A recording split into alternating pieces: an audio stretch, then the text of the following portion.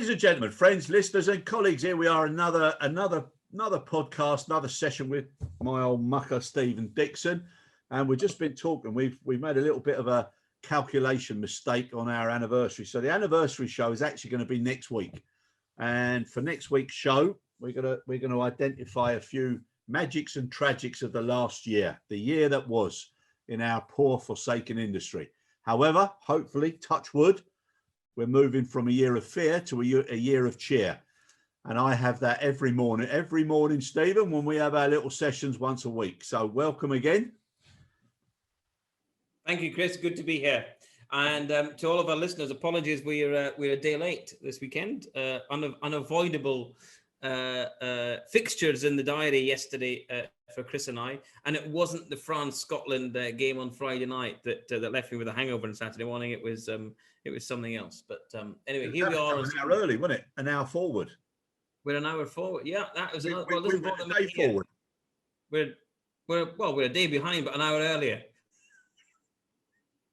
You know, yeah. It depends which way you look at it. I'm doing it that we put it a day forward. Yeah.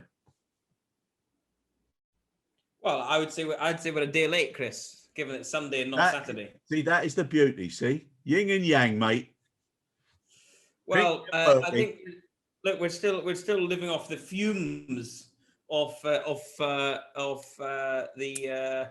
rugby win and France-Scotland. Scotland-France. I think that was a cracking result. But of course, it had a bigger impact than that, Chris. It wasn't just that match that was impacted with the Scotland win. It meant that our Celtic brothers in Wales, Gaelic brothers, if you like, I guess. I'm not really sure if they count themselves as that, but it meant that they won the Six Nations. So congratulations to Wales. I think it was a cracking outcome. Yeah, no, it was brilliant. Actually, the Six Nations was pretty good this year, wasn't it? Nice, good game. It was in a very different environment, Chris. But then look, we're all in very different environments, and they made it work. Actually, I mean, I never thought that live sport, could be any decent. Really, I mean, part of the atmosphere and part of the sort of the catalyst or the noise that gets behind the team is the crowd just being present, and that surely pushes on the players a bit. But of course, we've not had that in any sport, so it's been really, really tough. But I think they've done really well. I think the Six Nations and the and rugby as a whole put on a good show. So well done to them. Yeah, no, I thought it was brilliant, absolutely brilliant. And lucky you. I'm not sure how long Italy will last in the Six Nations, Chris. I'm really not sure that Italy make the grade. I mean, Italy have not made the grade on many things, sporting, political, or economic for many years, yet they still seem to sort of crop up. They still sort of sit there with a seat at the top table, be it in the G7 or be it in the Six Nations. I think they might lose both seats next year. Oh, Stephen, God blimey, how did you manage to swing that in like that? No, I think fair, and I'm wearing almost the same colour, but I think fair play to them. They've done well, and they every now and again they give a great. Done well, Italy. Yeah. Well, about 15, 20. Consistently last as every year, Chris. About 15 or 20 minutes, they really put the pressure. I think they should be allowed to continue. What a great privilege it is for them to be playing there. Well, you can look at it. They're only one place lower than England, Chris. There you go. So they're not that far away, are they? They're not that far away. But no. Some of the nations, like Argentina, Japan, they've done brilliantly, and I think it's important that other countries get a chance. But anyhow. I tell you what is a little bit closer to our hearts in aviation is the annual get together in Dubai normally for those like-minded aviation folks at the Dubai 7th, Chris. That's what I'm looking forward to getting back to this year, because that's always a sterling event. And whilst there's a bit of rugby and there's a lot of alcohol, there is also a lot of coming together of people from industry. And that's thanks to the support from the Emirates Group and Donata in particular, I think. So yeah, let's brilliant. Get back there this year. Yeah, no, it's funny, isn't it, when you miss things like that? It just yeah. I mean that was, I was thinking about the whole episode of the pandemic the other day with my wife. We're just having a chat over dinner and said, actually, when we went into this pandemic, my son was 2 years old. His birthday happens to be in July. By the time that we come out of it, and by the time that Malaysia comes out of the state of emergency on the 2nd of August, Evan will be 4. I mean, I know that's not 2 full calendar years, but it's 2 birthdays, you know, in essence, that you know, in terms of his age, and that to me was kind of just, it sort of hit us quite hard. So, well, Jesus, you know, he's gone through 2 birth years, not full calendar years, I say, but that in itself is quite stark. It is. It's incredible, isn't it? Well, next week, my friend, we'll be able to include the Dubai Sevens as a tragic. So we'll be able to look back on the year that was and identify the good things and the bad things and things that we missed. So we'll give that a little bit of a bash. Now, indeed. Now, moving forward, and before we get on to the vaccination program, something that I just want to raise with you is IATA published the 2020 safety report. Okay. Now, a lot of statistics, and as you know, depends how you read the statistics. But in the statistics, it actually stated that accidents decreased from 52 in 2019 to 38 in 2020. And fatal accidents decreased from 8 in 2019 to 5 in 2020. So they're seeing that as an improvement, but there was such a reduction in flight. Are those absolute numbers or relative? No. What are the index to? They were absolute numbers, but in relative to the number of means flights, nothing, does it? It means know, nothing. I know. Don't jump too soon, my friend. The water might not be deep enough. And then the all accident rate was reduced. However, they did then mention that it wasn't the same sort of a year, etc. And it was actually, in relative terms, it was worse. Now, the point I'm getting at is that there's going to be so many things that are going to have to be done now when this bring back better and the ramp up or the bounce back better comes in. So what it's highlighting as well that, you know, there are certain concerns. And then there was another survey that said to passengers, would you be happy to get on an aircraft that had been in mothballs for X amount of months? Okay. And ironically, a lot of people said no. They don't know what they're talking about, do they? I Steve, whoa, see, ready for the old double, triple somersault into the deep end. Yeah. 2, okay, 3. All I'm just saying is, you know, people's understanding and their concerns at certain things get blown out of perspective sometimes without that knowledge. So it comes back again about how to help people understand why certain things are done and what happens as a result of those things being done. So a little bit more education rather than telling, so that people understand the why. However, Steve, when it does start to come back all over our industry and business, the pressure that's going to be on the people that are there now is going to be phenomenal. It's going to be incredible. Sure. So, you know, whether there's, you know, little bits of, you know, are they as capable as they were? Are they as capable under the pressures that are going to come as the flights start ramping up, etc.? It's going to be incredible, Steve. Well, for sure. And look, this is nothing that we didn't know. I wouldn't necessarily say 12 months ago, but certainly, Chris, 3 or 4 months in, when we realised this was going to be pretty deep and prolonged, you know, we suspected this would be the case. As we started to see, you know, aircraft being, as you say, mothballed, but, you know, sort of put into either temporary hibernation or storage in some events, we knew that there were challenges associated with bringing those aircraft back out of hibernation and storage. And we knew that there were challenges with the workforce, particularly, you know, maintaining competence, currency, and recency of aviation professionals. Whether that is, I mean, you know, the terms currency and recency, Chris, are often incorrectly only used when it comes to flight crew, for example, or cabin crew, in terms of their recency in experience terms. So, you know, landing recency, for example.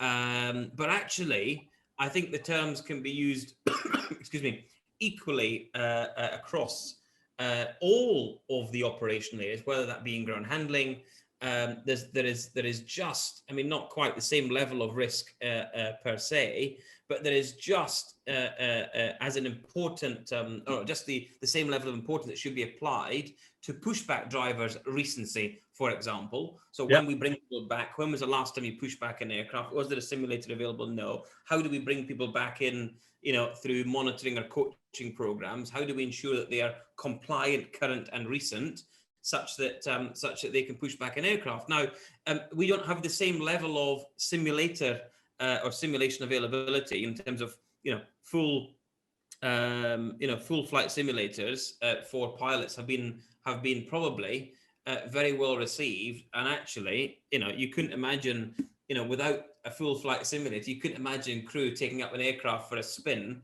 and doing 10 or 20 touch and goes to maintain recency across a number of pilots on board, as they might have done historically for base training. But you couldn't have imagined that happening. They have been able to do that and maintain some level of recency and currency through the use of simulators. Although, and there's nothing wrong with using a simulator, because as we remember, often the first time that somebody lands the aircraft, the real aircraft, is when actually they get into for the first time. Yeah. All the training that the pilot's done has been in the simulator. So there's nothing wrong with that being the case. However, we don't have the same kind of structures or same sort of level of governance and assurance programs in place, Chris, in other areas, particularly in ground operations, and even in things like aerodrome standards. So whether it be in aviation security terms or in the guys who are out there, doing some marshalling or checker, as we call it, in terms of their runway and airfield compliance activities. So there is a big piece of work to be done on this, I think, and it shouldn't be discounted, the impact of it. I don't think, when you've got small amounts of flying and small amounts of activity, you've generally got a very small group of people that typically you've maintained full employment with for the last 12 months. The problem is, as we start to ratchet that up, Chris, from 20% to 30% to 50%, the biggest challenge is going to be not from getting from 80 back to 100 or from 70 back to 100, but it's probably from where we are now at kind of, 20, 30% back up to 80. That gap there means you're going to have to bring on a lot more people when there's still not the full shift requirement. So you bring in more heads without the full hours being used, if you like, to be able to spread some of those hours across a broader workforce. That, I think, is a challenge, Chris, that we've got to be mindful of. And all businesses, whether it's in the flight operation space, as I say, that is already pretty well down pat in terms of that process, but how that applies to things like AVSEC or ground handling, even some of the, I know Cargo World's been pretty good, Chris, in your area, but even the DG checkers or those guys, when we come back, it's going to be at a different pace and something's going to change. So fundamentally, we need to make sure we get that right and don't drop the ball. Yeah, no, I agree with you. And another interesting statistic from a safety perspective to put people's minds at rest. If you were to experience an accident where there was one fatality, it would mean that you'd have to travel every single day for 461 years. And for a full fatalities, you'd have to travel for 20,932 years every day. So that's the sort of statistics. So it's an incredibly safe way. But I'm just thinking now there's going to be some concern and also some higher incidents with, minor incidents, accidents, etc. on the ground and things that will happen if people don't address this training and this support, and also helping the people that are there at the moment who are going to have to take on an awful lot more responsibility over the next 6 to 12 months. Yeah, and also, Chris, let's not forget those that are the most recent and the most current are probably those that have been used for the last 12 months. In some regards, I've heard of stories where a lot of those guys and gals have actually been, for want of a better term, working harder. I don't mean that in any sort of derogatory sense that they didn't work hard before. But what I mean is they've been working differently, different pressures, different exposures, different things happening. Family life has changed as well. So as well as trying to juggle their professional life, things have changed personally, and therefore they've got all these other things going on. It means that a lot of that competence, when people start coming back, the other guys that have been there throughout this period of the lull, when there's not going to be much activity, will want to actually be able to take a bit of a break. And I think that's the right thing for them to do. But what we need to make sure is that we've got some continuity throughout that transition from sort of the, as I say, the 20% sub below numbers, where you can manage it relatively well with a small pool of people. But when you open the floodgates, bringing back larger amounts of people over a short period of time is where the gaps can fall in. I totally agree with it. I think this is the most safe industry we've got. But we tend on this podcast, Chris, to speak to like-minded individuals who understand a lot of that from an aviation perspective. I think what you're saying also is there's a need to do something more publicly to help some of those some of those myth busters that need to be put out there by industry. And I'm hoping certainly that that as we ramp up and we begin to recover, that some of the tools available to us mean that the industry voices will speak up loudly and be heard by the travelling public. Although I do say I've got great faith in the great British public nonetheless, because I have spoken to many a friend in the last couple of weeks who are already booking flights and travel in the hope that as of the 17th of May, travel will be restored and they'll be off on their holidays as they rightly deserve after more than 12 months of not being able to leave the country, essentially. Yeah. And on that, and talking about again about Evan's birthday, July being a key date. Unfortunately, a lot of people are saying now, this could be another lost summer, and if they don't kick off by the 1st of July and at least get 2 or 3 good months in, it could be a bit of doom and gloom again for another group of carriers. Well, look, yes, I think that's fair, Chris. I think the aviation economy the aviation sector is worth £22 billion a year to the British economy. Yeah. It doesn't feel like that when I hear from government, because every time a minister opens their mouth, you look at what happens to IAG and EasyJet's share price, or Ryanair's. So over the last 2 weeks, we were doing quite well in my IAG portfolio because the share price has gone gangbusters. And over the last few days, every time a minister opens his mouth, it drops by 4 or 5% on a day, which is pretty staggering. Anyway, I only use that as a relevant proxy, Chris, because our industry in the UK has historically supported 500,000 direct jobs. And it's not to be sort of just discounted in terms of a significant contributor to GDP. The UK was the 3rd largest aviation market in the world. Now that's quite amazing for a country of less than 70 million people, a tiny little island nation. It clearly punches much above its weight. So I do think that in some regards the UK aviation industry has lost out. We haven't had the same level of support from the government in the UK that the likes of the €1 billion, or just shy of €1 billion recent state aid package that Germany's drafted for German airports and DFS, which is the equivalent of that. The UK has not had any of that. The UK regulator, the Civil Aviation Authority, is 100% industry funded, had 0 additional funding. And therefore, some of those things that you talk about around, concerns around safety management and oversight, we need to be ensuring that the CAA is properly funded and well looked after to do that. Yeah. So I don't want us to think that, we can't get a summer in July or June, July, August, the UK school holidays. I really think that that it's reassuring that I've seen the Prime Minister this week has confirmed that events in Europe will not change the roadmap and the roadmap dates that he's set out. Maybe contradicts his previous statement that they should be guided by the data and not the dates. But anyway, I'm fine with that. Personally, I would rather go on the dates. I think we're making good progress as we've now inoculated or inoculated, I guess that's an animal term, given that I'm an animal lover, maybe that's the right term. But now that we've vaccinated more than half of the adult population, and I heard this morning 3 million second vaccinations already. So they're going gangbusters. We shouldn't throw out the baby with the bathwater, Chris. We should get back to business ASAP. I'm looking forward to being back in the UK on the 12th of April for a pint in my local pub, even if I got to sit outside. Yeah, no, I agree. It's so important. So now, like, just again, keeping on the sort of the repercussions or the tail of the crocodile as it spins around, and people thinking that once the head's gone, there's no further pressure or stress or concern, but it's still whipping around and causing a little bit of concern. So I was interested about the air traffic controller report that came from Canada, and about how many people were being laid off and some of the areas being closed, and that they were just really concerned about safety issues. So the fact that you've got this, this balance between survival because of the greenback or the pound or the euro or whatever, and then actually when do you bring people back? You know, it's that balance that's going to be such a crazy period. You know, I just think it's going to be incredibly hard to manage if people don't start to do things in a more collaborative way. Well, I think I mean Canada is Canada. You mentioned there. I mean Trudeau is a socialist dressed up in liberals' clothing. He's a terrible led a terrible government there that doesn't even have access to the vaccine yet, Chris. I mean, I spoke to some Canadians last week. A colleague of mine who Crazy, we do some work. Sorry, I said it's crazy. Yeah, they don't even have the vaccine at all.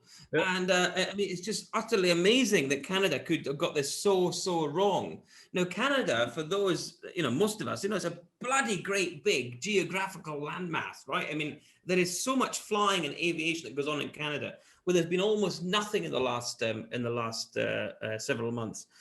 And they've also given almost nothing to industry either, Chris. I mean, there's almost been zero support for aviation in Canada, despite there being wonderful, Canadian innovations, companies, the name of WestJet, for example. I think it's a bloody great organization, extremely well-run airline group, has done an awful lot for Canadian aviation where Air Canada couldn't. Or didn't, because of its hands were tied behind, socialist, unionist, not unionist in that form, but union labor groups. WestJet did really well, and so to see Canada floundering as they have been with Trudeau as its leader, I think is very disappointing, and my Canadian friends think the same. That said, I think it points to a bigger issue, Chris, in that. Those critical pieces of infrastructure, whether they're airports or regulators or air navigation service providers, have to be properly funded, not necessarily only just through the taxpayer and the exchequer, but have to be properly funded. And if the government have to support, for example, sovereign-backed loans or something on those lines, then I think that probably is the right thing to do to make sure that we've got the right sort of arsenal in the armory when the taps are turned back on again. Yeah, no, exactly, Stephen, as always, my friend. And now, so a little bit of good news or bad news. So Go on then. If we were in the football or the rugby or whatever worlds, right, there'd be a little bit of good news or bad news for somebody who loses a top striker and somebody who gains it. So the company I'm talking about is an old favourite of the show, Ryanair. So, okay, so now they've announced that they're launching another 26 new routes from the UK for the summer schedule, to also include Naples, Rhodes, Alicante, Menorca, and then some others in France and Portugal, and how positive the vaccinations are of giving the consumer confidence. So they're really ramping it up and they're expecting it, but they're also opening up the fact that there has been a little bit of uncertainty because they're offering the zero charge changing of your flights for 2 times up until October, free of charge. But positive news. Now, on the negative side, Norwegian have lost Adrian Dunne. Sorry, Ryanair have lost Adrian Dunne. Norwegian have gained. Ryanair have lost Adrian Dunne, and Norwegian's gained. Well, I'm sure. Look, no, I have to say, Adrian. I've known Adrian for a very long time, and I take my hat off to him for making the transition. I first came across Adrian, I think, around 2006 or 7. He'd just joined Ryanair from Aer Lingus at that time. He was the deputy director of operations, aka ground operations director, and I was doing a similar role in EasyJet at the time. I think it's done 2006, and. So Adrian and I have been sparring partners. We've also been buddies. We've also been industry colleagues who fly the flag for the right reasons when there's a common goal, Chris. But I have to say, in the space of ground operations, I don't think there's any better fella out there than Adrian Dunne globally. I mean, I have to say, I mean, it's relatively straightforward, when you are employing a chief pilot or director of training or a cabin services director. It's actually quite difficult to find a really well-oiled, slick ground operations director, and there are very few in the globe. I have to say that Adrian Dunne, by far, stuck out like a sore thumb in a positive sense in that regard. And he was very highly regarded, not only in Ryanair, but by all of his colleagues. So he will be extremely missed in Ryanair. I just hope that Adrian knows something that we don't about Norwegian. I knew that was coming. Maybe it is, of course, that Norwegian is going to do a sort of back to basics program, Chris. Now they've benefited from a lot of Norwegian taxpayers' money, and I would hope that the Norwegian taxpayer is wanting a decent return on that investment. And I think that Adrian's going to be based in Oslo. He's not staying in Dublin. So I think it sort of shows probably that there is a need to get back to basics. Adrian's a very disciplined guy.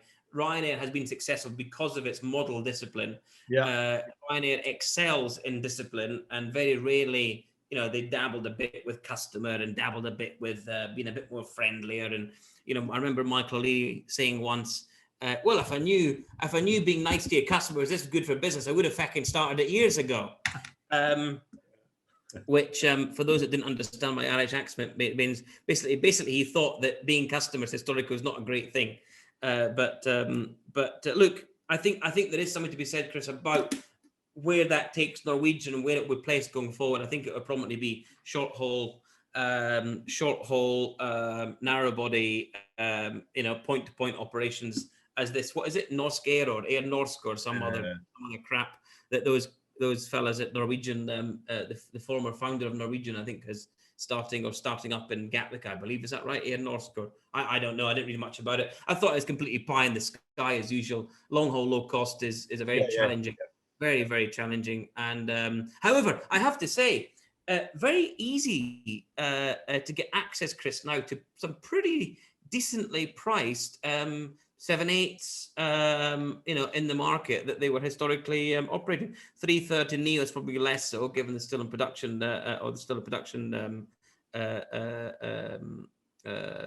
pipeline.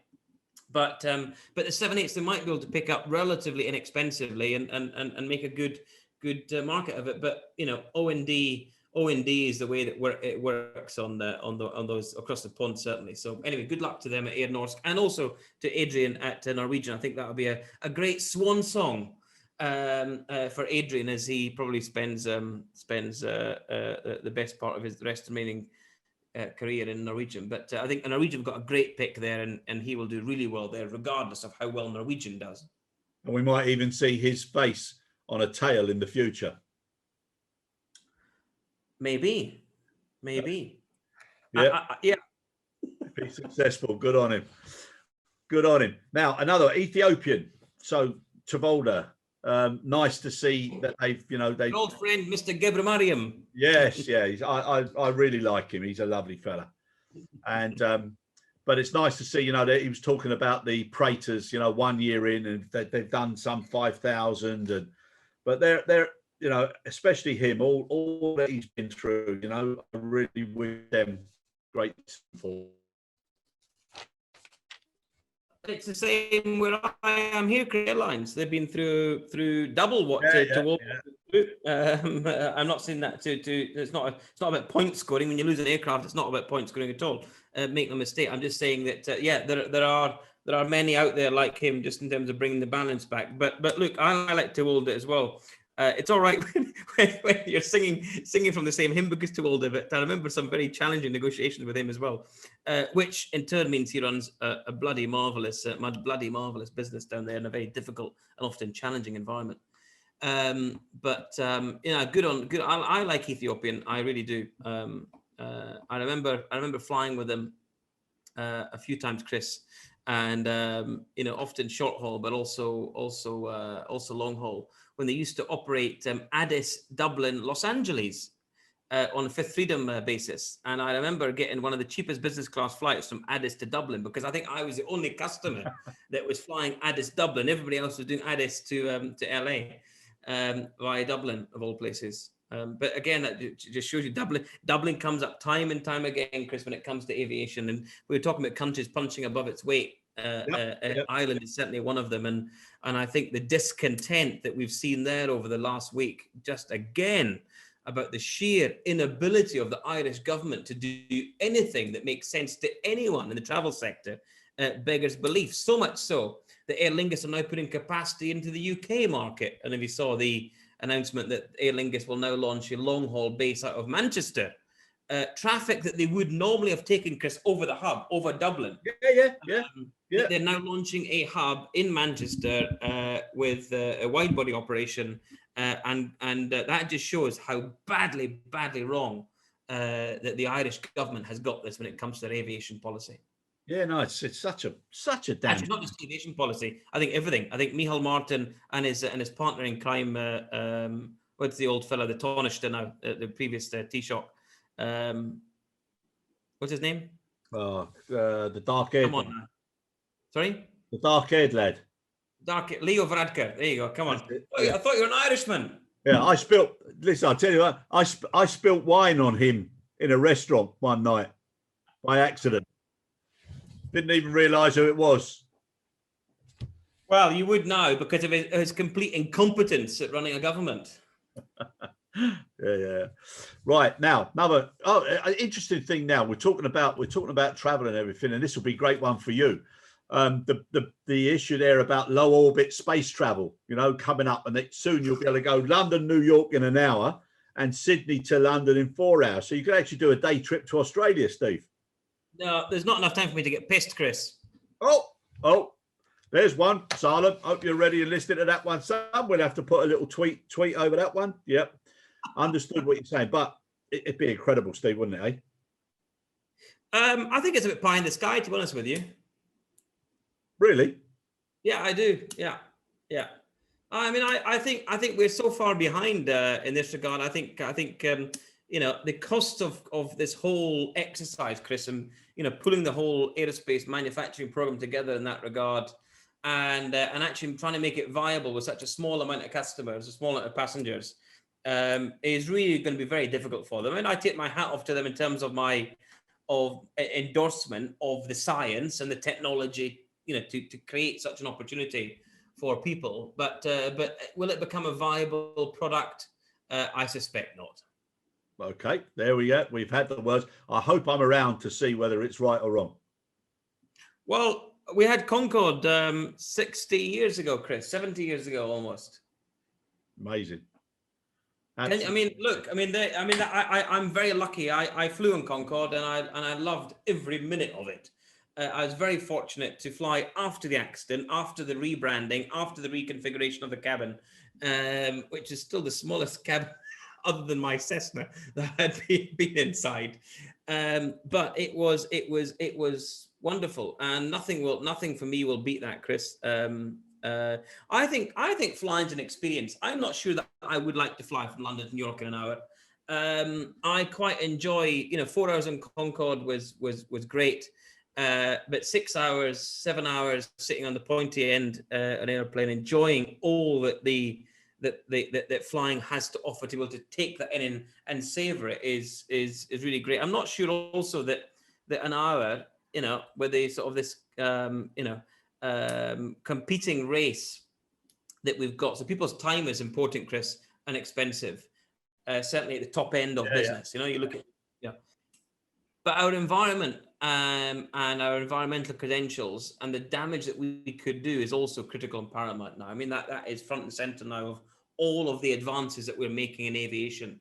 I'm not really sure how low volume, supersonic rocket transport fits into that agenda unless it's burning some, bioethanol, horse manure or something. Yeah. But I just think it is for all those reasons. It's pie in the sky. Look, I love getting on the aircraft, Chris. I love flying long haul. I love kind of sitting there and not having to think very much about what I'm going to do unless I'm working or, reading a book, whatever. But I also like the service that comes with it. Having a 6 or 7 course degustation and a few glasses of wine suits me perfectly. Yes, as I well know, sir. Now, keeping on that subject matter, you've got Finnair suggesting that they're now going to try out some of these electric 19-seater for some of their domestic routes.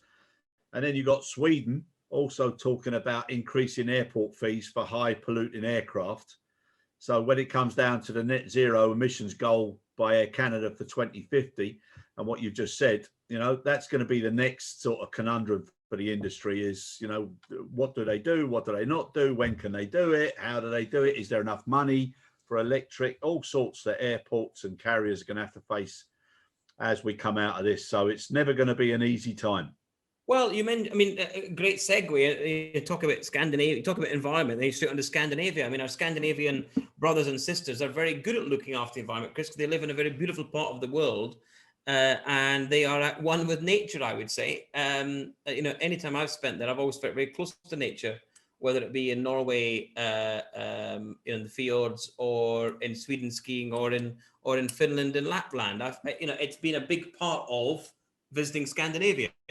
And they get that right. They do that really well. I think electric has got a lot more potential than your supersonic, or not even supersonic. It must be, let's call it supersonic rocket.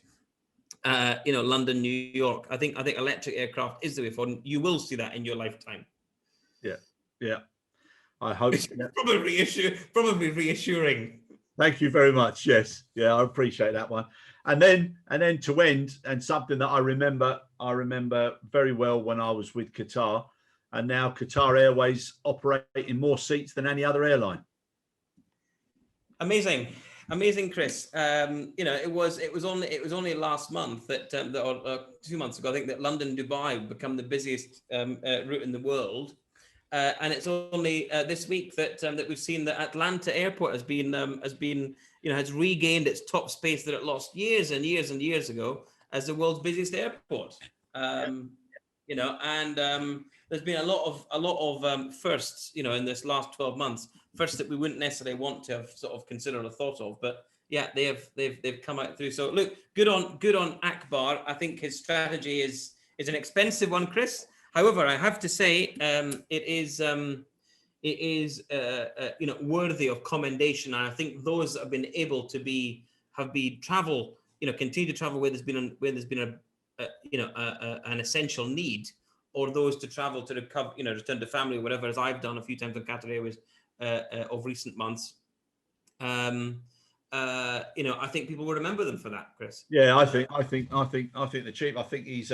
And I think in future, that means that they might think, British Airways have left Kuala Lumpur, but Qatar Airways never did.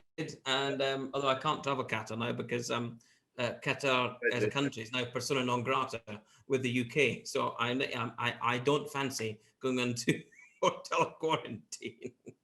But people will remember that.